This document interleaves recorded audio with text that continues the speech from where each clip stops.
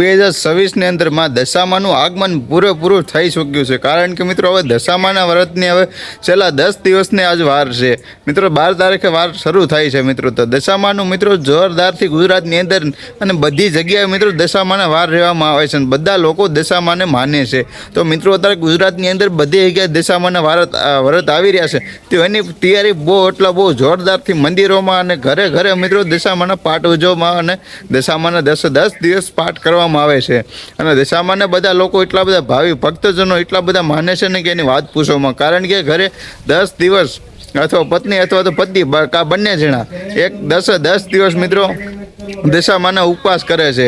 તો મિત્રો ખરેખર આ દશામાનો જે વિડીયો તમે જોઈ રહ્યા છો મિત્રો, આ વિડીયો છે હાલ વડોદરાનો મિત્રો। હિમાંશી માછીના ઘરે મિત્રો દશામાની પધરામણી કરવામાં આવી છે, એટલે કે દશામાને ત્યાં સ્થાપન કરવામાં આવ્યા છે। તો ખરેખર મિત્રો રોડ ઉપર પહેલાં માતાજીને 4 વ્હીલર અંદર લાવવામાં આવે છે, ત્યારબાદ રેલી એટલે કે રથની અંદર બે જે રથ સાંડળીઓને શણગાર્યો છે, તે સાંડળી હુણે આખો રથ શણગાર્યો છે, ફૂલથી ડેકોરેશન કરે અને સાંડળી હુણે તે રસ ચલાવે છે સાંડળી। તો એ રીતનું બધું ડેકોરેશન કર્યું છે અને રસ્તા ઉપર માતાજીનું એટલે કે હામૈયા થશે મિત્રો વડોદરાની અંદર। હિમાંશી માછીના ઘરે હામૈયા થશે વડોદરાની અંદર। તો મિત્રો એનો આ લાઈવ વિડીયો છે અને બધા લોકો એટલા બધા રસ્તા પર કે રસ્તો આખો બંધ થઈ ગયો છે મિત્રો।